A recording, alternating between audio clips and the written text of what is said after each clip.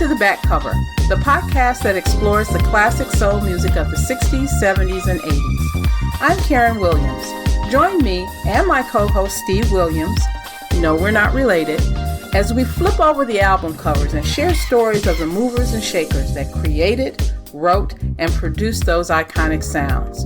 We'll educate and entertain you, all while keeping the music alive. In this episode, we talk to two artists that have left indelible marks on their genre. First, we talk to Jeremiah Cummings, the former tenor of the world-famous Harold Melvin and the Blue Notes. Cummings performed with the group from 1971 until 1981, the golden years of the Philly band. Cummings has written a book about his time with the group and his professional journey in the music industry. Then, we talk with Jesse James, soul, R&B, and blues singer, on his birthday. Jesse has been in the business since the late 1960s and has had several hits throughout the years. Jesse tells us about his new songs and laughs it up with Steve. My dream was to be a professional entertainer. That was the gift that God gave me. He gave me the gift of singing and dancing and choreography, and so I was free before I knew I was free to be who I was.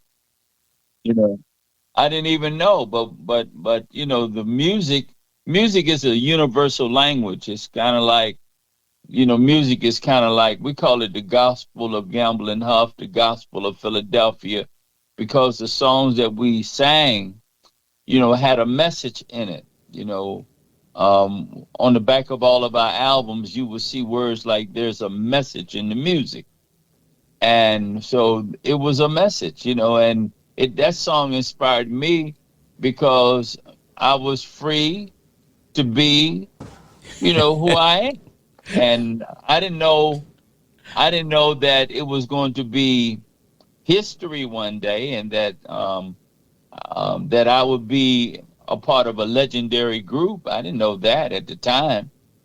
You know, I just found that out a few years back. What? Oh, come on now. You had to have known that you all were just the bomb back then. Yeah. But when you're in the moment, you don't think about stuff like that. No, you don't think about it. You know, you just, somebody else have to tell you. You know, I remember the first interview I had an interview about 10 years ago, and somebody said, we have the legendary Jerry Cummings from Harold Melvin. I said, legendary? Legendary. Yes. I said, legendary. I said, I'm a legend? They said, man. Yeah. I don't like that word, Jerry. Because usually when they say legendary, Yeah. it's past tense. Oh.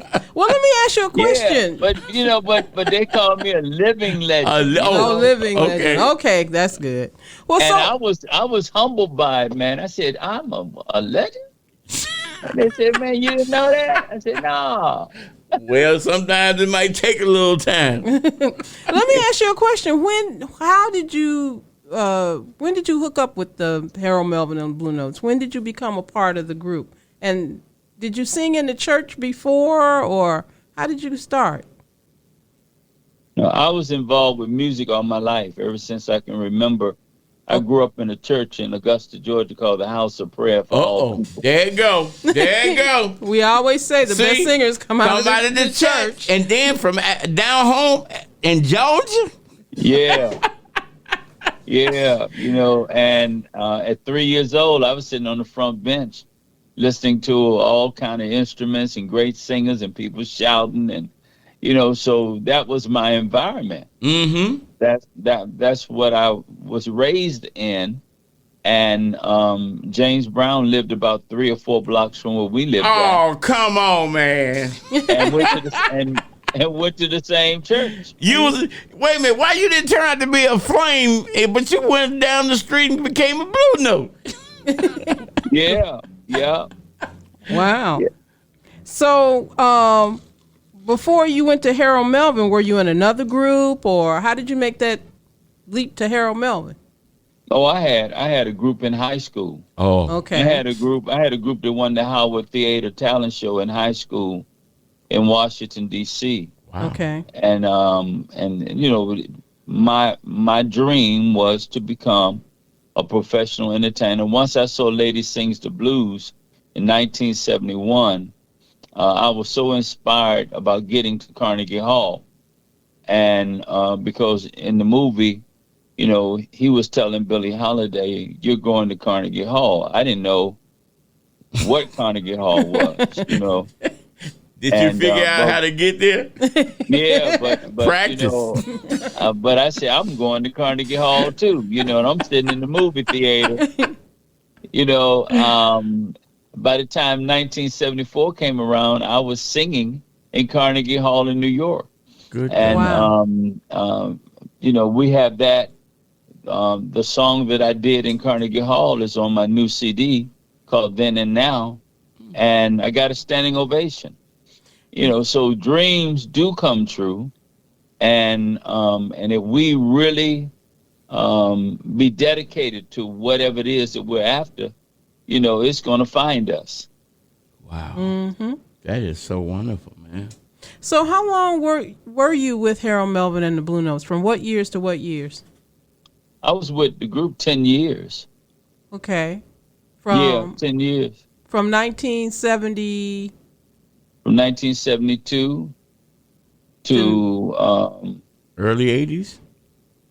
Yeah. Those were the golden 80, years. Like 80, like 82, Yeah, those were the golden years of the Blue Notes. You have to watch how you say that. Golden, he. Oh, yeah, no, I don't mean he's a living legend. But but those were the hot years of the Blue Notes. Those years. Just gonna get it out. Them were the Teddy years. but they had a couple of hits after that too, didn't they? Yeah, they did. Yeah. So, what was it like working? Okay, you want to ask him, Steve? She wants to ask you. No, I don't want to. Steve wants to ask you, what was it like to work with Harold Melvin for real? For real, yeah. Because we've heard so many stories about Harold Melvin. Horror. Those were the greatest days that I can ever, remember working with him, because he taught me everything that I needed to know to become who I became. Okay. He taught me how to be a showman and how to sing, and ride notes and, how to breathe. And he taught Teddy the same thing. Mm-hmm. He taught us all. He was a master teacher. He was like a black Frank Sinatra. Wow. A lot of people have trouble trying to figure out who's singing. And I told them, I had this thing about Teddy's voice was much more rougher, so to speak. He's got that personality where he just came in and kicked the door in. Of course, Harold set it up. Mm-hmm. The pretty man. Smoother voice. Like Bobby was to the Spinners, and Felipe come in and just kicked the door completely down. Mm-hmm. Everybody had that bitter and that sweet. Yeah. And a lot of songs, folks can't tell who's Teddy, and still to this day, who's Harold Melvin. Right, because when I was growing up, this was before you joined, I think, didn't they have a big hit before? Well, anyway, when I was growing up, I thought that Teddy Pendergrass was Harold Melvin until Soul Train. And I saw them. I'm like, oh, that's not Harold Melvin's voice. That's Harold Melvin. Because, at that point he was, he had put Teddy out there. And so as a young kid, I thought that was who Harold Melvin was. But then I learned that it wasn't. So I just got to ask you the hard questions. And I know, just this one hard question. What was it really like to work with Harold and Teddy together? Did they, they didn't leave on the best of terms. So that's the only hard question I'm going to ask, and then we're going to get back to you. Because inquiring minds want to know what was it really like to work with Harold and Teddy? Yeah, and then the breakup. How was the breakup? Oh, the breakup was painful. Okay. The breakup, because, I was Teddy and I were best friends when I was with the group, and as a matter of fact, I was very close to Harold Melvin. I was very close to Teddy. And so when we ended up doing the Mike Douglas show after Teddy was gone, and I cried in the dressing room. Wow. Because it was different. I was 22 years old, and it was different, him not being there. It's almost like, it's almost like you look over your shoulder and someone and is you don't, used to and it. you don't, and he's gone. Right. I was always situated between Harold and Teddy. Okay. Harold was on my left and Teddy was on my right, and I was in the middle. So, for him to be gone, it was painful. But I knew that he was going to be very successful, when he did leave. I knew that he was going to he outgrew the group. Some people don't want to hear me say that, but The Teddy, truth is the truth. yeah, he outgrew the group. He just outgrew it. It's almost like you outgrow a pair of shoes. You got to get another pair. Yeah. But he outgrew the group, and it was the best thing for him to do at that time. So, and there were people who thought that Teddy wasn't gonna make it on his own. I knew he was gonna make it on his own. Are you kidding? Yeah. I knew that he was gonna make it on his own, and so it was painful for me, for the group to split like that. But everything splits, I've been in churches and they split, Right. Yeah. and then, so if a church split, a group can split. Right. All those different egos, it's hard. It's Oh, yeah. hard. Egos, man. Yeah, it's it's hard. It's not easy. Like what I loved about the Dells, Oh, my boys. the Dells, they had the same members all those years. They never changed members. Right. For 50 some years. But let me correct both of you guys.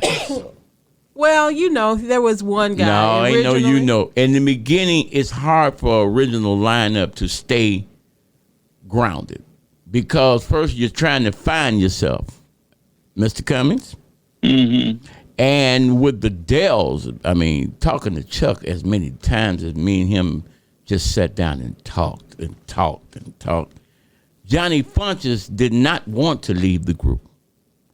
His wife gave him an ultimatum. And in those years, and then the accident came along where Mickey was out for a long time, sick. Yeah. So different things could come along. I think, in my personal opinion, the group that did it the best and did it all the way till the end had to be the Four Tops. Oh yeah. Because that ship could have sailed years ago, but they wouldn't. According to Levi said, man, and Chuck told me the same thing. He said, man, listen.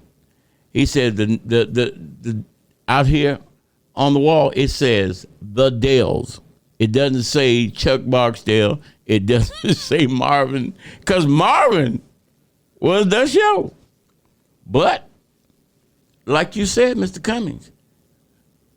Marvin. I don't think Marvin ever left the group At all. They broke up because Mickey was sick and couldn't perform. But like you said, egos, man. Sometimes you can outgrow an apartment. Yeah. So let me ask you, why did you leave the group? What was the question? Why did you leave Harold Melvin and the Blue Why Notes? did I leave? Why did I leave? Yes. Oh. Well, I had done 10 years. I had been everywhere. I've been around the world 5 times. Wow. I have gold and platinum records, and I had reached my destiny. It was time for me to find out what was my real purpose in life. That was not my real purpose in life. That was a step towards my real purpose. Okay. What was your real purpose? What did you determine that My to real be? purpose was my relationship with God. No, now you said in the press release though that you had some times with some, what's the words? Was it, I don't want to misquote, was it sex, drugs, and everything but rock and roll? No, it was just so. It was sex, drugs, and women? Yeah, that's when I was out there. With Harold? Or Oh yeah. mm. Yeah, that's when I was out there. Mm-hmm. Well, hey, you man. Everybody had that in show business. Well, you said the historical impact of the sound of Philadelphia comes to life through this man who was involved with women, drugs, many betrayals, abandonment, broken promises, attempts to end his life. Yeah, all of those are part of life, really. You know, Really? I think everybody goes through that. You know, I was supposed to have been poisoned, you know, in 1975, and I was supposed to have been dead. Who? You know, but wait a minute. Wait. Who was supposed to poison you? How did poison? You have to read about it in the book. Oh, okay, I got you. Oh, okay, you're not giving that, but that's interesting. You have to read about it in the book. And the name of the book. Tell them the name of the book, Steve. From Gold to Glory. From Gold to Glory. I won't know about the gold. I know how to get the glory, but It's on Amazon, I assume. Also, it's on Amazon. Yeah, it just came out last Wednesday. On Amazon worldwide, Targets, it's Barnes and Nobles. The website is from goldtoglory.com. And it's there in the store. My new CD, I just got that last night. You know, they were printed in Florida, and it's on the website. So everything is there. And, you know, I did an interview, I think a couple weeks ago, and they were asking me questions, and I said, well, I can't give you the book. You know, you have to. you can buy it. The people have to go and read it, and that way they'll see, you know, exactly, you know, how I was almost poisoned and how I was almost killed, but I survived. I want to know one thing. Mm-hmm. Most groups, some groups, folks pass around the lead. Why is it that Harold and Teddy only got the leads? Because I want to hear your tenor, man. I'm a tenor man, man. Well, you can hear my tenor on He Loves You and I Do Too. Yeah, you can hear my tenor on all of the backgrounds of the group. But He Loves You and I Do Too, I did that with Harold, and that's a very powerful song. I got to find that, man. It's not in my repertoire. Yeah, He Loves You and I Do Too. I tell him that just to lie to him. I mean, what album is that on?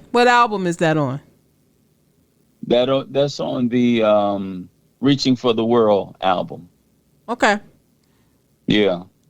So is a box set coming? You got the book. We're going to read the book. I need a box set. A box set. There's a box set out called Harold Melvin and the Blue Notes. Be For Real. It's a box set. It's called Be For Real. It's got every song that we ever did in that box. It just came out last year. Oh, well, we had vacation last year. Yeah, everybody was shut down last year. Yeah. Man, here's one song that I always compare. I want to know what you think. When David Ruffin, that is, was with Gambling Her for the small time he was with him, he recorded a song that made Teddy famous. Mm-hmm. I Miss You. Yeah. Okay, between you and me, I mean, ain't nobody listening right now. We can talk. Whose version is the best? Oh, Come on, Georgia boy, talk.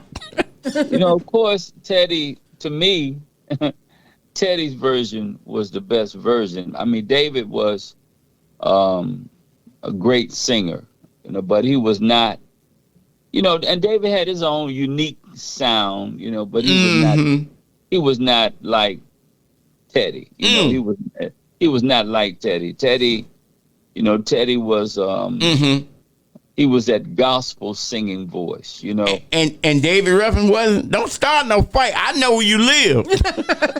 David Ruffin. I mean, that's right. That's what I don't like to compare. Me either. Well, why would you ask that thing? Because I can. He from Georgia. He don't take no mess. I'm from Alabama. Yeah. Bring it. Yeah, he can. Both of them were good. I give you that. When you have greatness, yeah, you can't compare them. Both of them are great, and as a matter of fact, Harold was after David after Teddy left. They say that again. Yeah. See what I mean? That's them Kojic boys, a House of Prayer, wherever they came from. Yeah. If you rock Sister So-and-so Saturday night, you had to make sure Mama D could be rocked too. Yeah. See, you been to church. Yeah. Well, now you're an apostle, and you're out there spreading the good news, and you're doing it through your book, showing people how, your journey in from gold to glory. And we want to thank you for sharing your time with us today, because we've been trying to connect for a bit. Okay. And so, Steve, read that one more time about the book, where you can get the book and everything. Okay, let me go over here for immediate release. It's From Gold to Glory. Yes, From Gold to Glory. The autobiography of Jerry Cummings, the last living gold and platinum recording artist of Harold Melvin and the Blue Notes with Teddy. Once you begin reading this book, you won't be able to put it down, and that's real. Let's see here, because it's everywhere on this sheet. And I'm just trying to find a good one. Well, we know it's at Amazon, Target, and Barnes & Noble. That's right. Yep, Gold to Glory. And it's available, believe me. It is available. And you got to read to find out who tried to poison him. I'm interested in that. I don't want to know that, because I'm just glad they were unsuccessful. You are a beautiful brother in and out. And thank you for calling. His tenor is just like, wow. Oh, boy. See, that's what I'm scared of. Them tenor brothers that you don't know nothing about. They sneak up from behind and sing the hair off your head. I know. I know. I see why you got in trouble. Yeah. Tenor boy, them tenor men. Yeah, they always pull the ladies. And he a beige brother. So if you go to our Facebook page, there his music, his song is up on our Facebook page. You can listen to his voice. Okay. Yeah, it's on there. And we really, really want to send out love and blessings to your ministry. Yes. And now, are you at a church in the Bourbonnais area? Oh, no. I retired from church. Okay. Yeah, I did that for many years, but I turned 70 years old in August, and our church don't have walls. Okay. It's worldwide. It's we have a website, ShabbatGlobalMinistries.com, which we work from there. Facebook Live, we work from there on Thursday nights at 7:00. And we touching all over the world. We're just touching people. That's wonderful. I've traveled as an evangelist for nearly 20 years around the world. So just doing, the School of the Prophets University, which I have 1,100 students on that. and just feeding people, feeding the soul of the people with the word. And it's been beautiful. Wow. Okay. Wow. Well, thank you, man. We appreciate you. Yes, we do. I hope you just keep on going. Thank y'all so much for having me, and I look forward to talking to you in the near future again. Oh, thank you. Anytime, man. Anytime you want to call in, or just hit us up on Facebook, or listen in on www.thesoundofsoul.net. We play all you guys' music all the time. Yeah, between y'all and David Ruffin, I play a lot. I'm just kidding. Listen, man, I love music. Yep. Just music. Yeah. And it does have, every song has a place somewhere in life. Yep. Okay. Every song. Well, I put in a request to join your page from Jerry Cummings to Classic Blue Notes. I put that in today, so y'all go ahead and approve me for the page. Okay, we will. And then you will see all our fans who are very vocal on that page. Very vocal. And the church said, amen. All right. Take care, my brother. All right. God bless you. And you as well. And God bless you too. Bye-bye. Bye-bye now.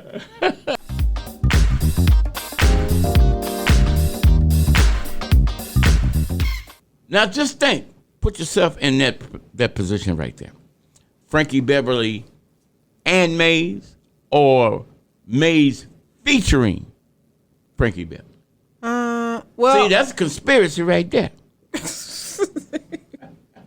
I don't know. I mean, think about it. Those guys really is Frankie Beverly, because he's the attraction. You can get a band to back you.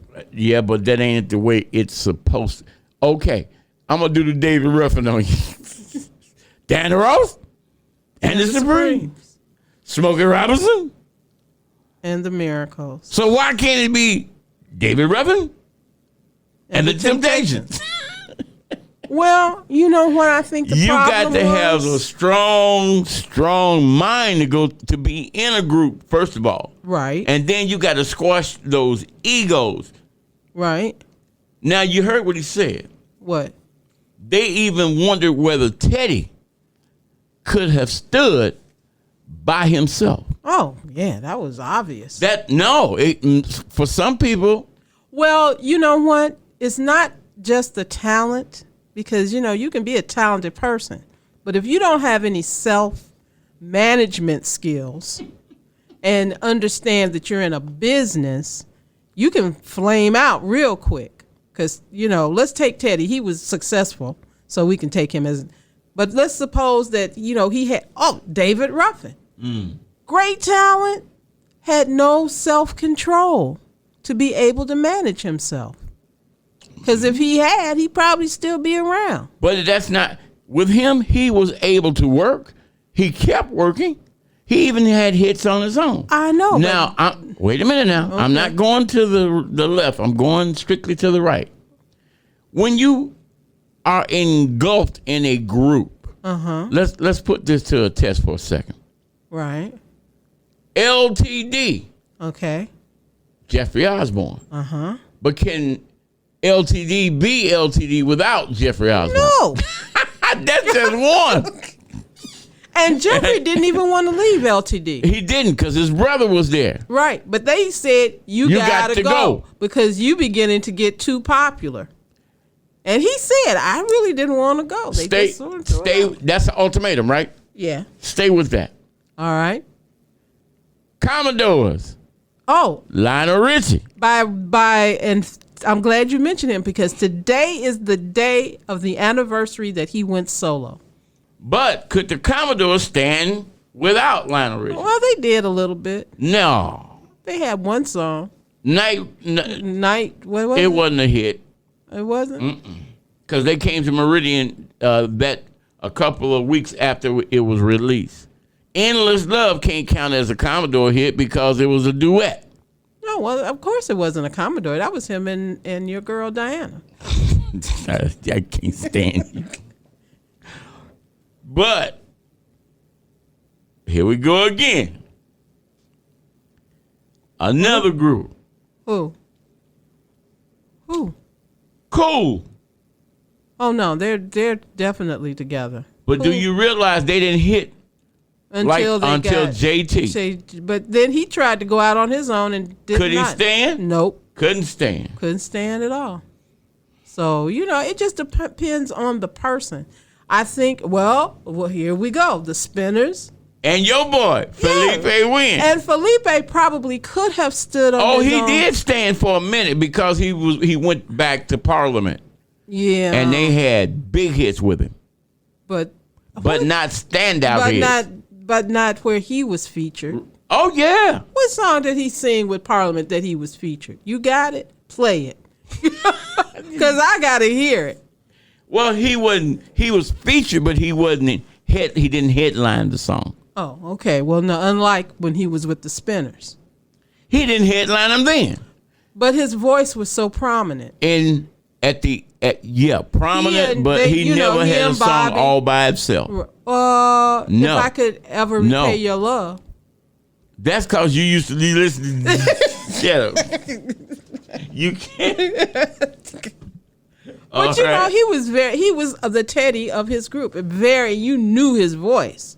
I don't remember him being with Parliament. I mean, I knew he was with Parliament, but I can't remember a song where he was very prominent with Parliament. Because, you can only listen to so much Parliament without losing your mind. You got brains. Yeah, and they all messed up by then. You were like, okay, I can listen to 2 Parliament songs in a row. And that's it. Right. That is if you're sober.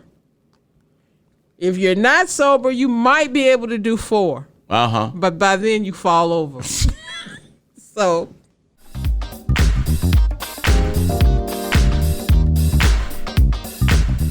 This is Jesse James, Mr. I Can Do Bad by Myself, but I ain't gonna do bad because Jennifer might kill me. Yeah, she will. Yes, definitely. I've been to Jennifer's house. Make a damn good tuna fish. Then she said, Mr. Williams, there's the door. In other words, get your ass out. It's time to go. You ate up all the tuna. Well, you ain't had nothing else to give me. Yeah, that's true. Now. But I was full. Because, me and him both got the sugars, so we got to eat something. Hey, man. Yes, sir. What's going on? You right now, dog. We just talking, and I said I got to call Jesse because it was his birthday either today or yesterday. Oh, man. I mean, why you want to bring that up? Well, you still here. Yeah, I'm still here. But, hey, man, I can let everybody know I'm still here by not talking about that. He has a song that's been eating him. Boogie play it all the time. Mm-hmm. We sure do hear it all the time on Boogie. I'm put a claim on that thing. Now, you can't get no... Y'all can't blame me for nothing. I got, you know what? I put it in. No, I got ready to put it in last night. The other single that's taking the charts, man, and it's getting noticed from the media. You want to tell them about that, Jesse? Oh, the father, we're having trouble down here. It's all about how we get treated down here. And we need some help down here. I said a few years ago, black men automatically go to heaven because we already in hell. Yeah, you're right. Now, I never looked at it like that, but that's true. we already. They made cards and pills stop preaching because of that. They don't want to hear Oral Roberts. Oh no, we can't have him preaching. Not that. Yeah. Man, that's a great line. I got to use that. I want my money, Jesse. Yeah, I want my money. If you're going to use my stuff, I want 20%. Then my lawyer just said it. Because she going to want 10. That's right. Oh, Lord. I'll be broke by the time I get through with y'all. Don't say that word. Don't you know the power of life and death is all in the tongue? Just say you will be blessing us also. You'll be financially challenged But you ain't gonna ever be broke. Right. Not all them pretty suits. You be posing it on Instagram and Facebook. I saw you in the blue in a couple of days. Look at, can't send me no debit card money, but he got damn near 300,000 suits with matching hats. Hey man, I was up there in your town, and the guy invited me over to his store. And when I went in the store, he showed me a whole bunch of suits, man. They was all different colors and this, that. He told me, he said, now you have to look up on that side because he all belong to the preachers. Yeah. And Tyrone Davis. May he rest in peace. He still got suits at the store. Yeah. No, what he said was the ladies had bought these suits for the preachers. Wow. That's what he said. So what you trying to say, Jess? Your next gig is going to be... That ain't what he's trying to say. Oh. You don't understand. Girl, why you think the song is I can do bad by myself? Hey, she understand when I said the ladies got it for the preachers. She know what time it is. But now, I'm going to hit you with another verse from the book of Jesse. Jesse James, chapter 1, verse 19. I'm not going to go down... Trying to keep you behind us. See?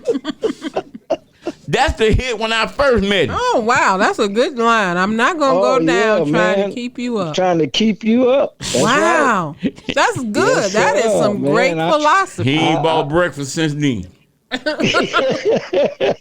That's a really good line. He ain't no dummy. He know how to get them hits. He know how to turn a phrase. Oh, see, he got me. Few other folks just wrapped around his finger. Hey, Smooth, I need some up there in Chicago. All right, I'll send you all the damn snow I can package. But this is a great song, though, Father. We need help down here, man. Yeah, we need your help down here.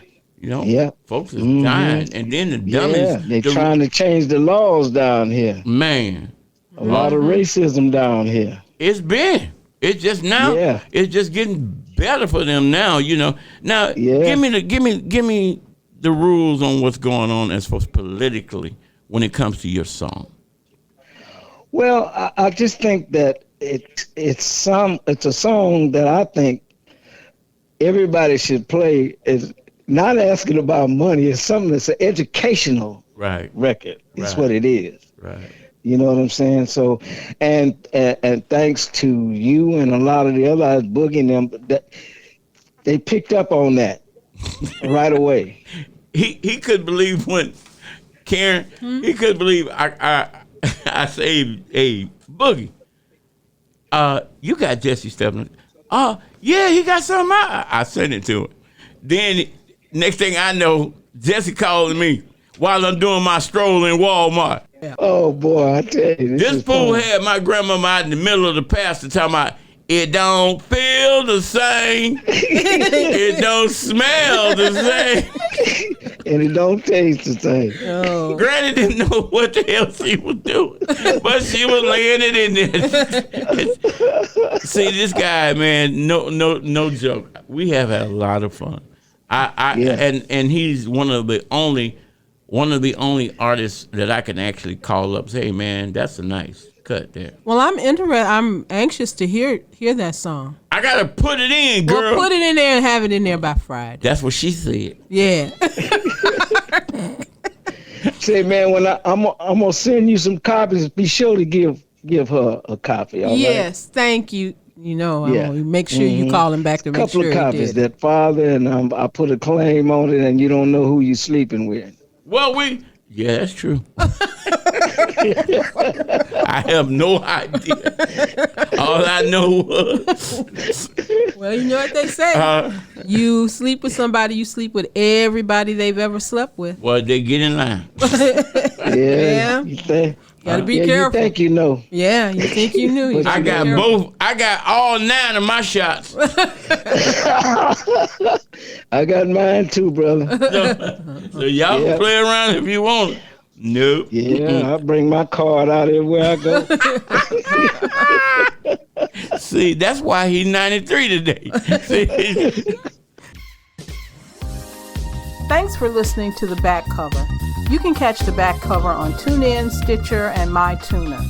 You can also listen to our show, The Ride Home, from 2 p.m. to 6 p.m. Monday, Wednesdays, and Fridays, Central Standard Time on www.thesoundofsoul.net. Please have your friends and family like and subscribe to our podcast.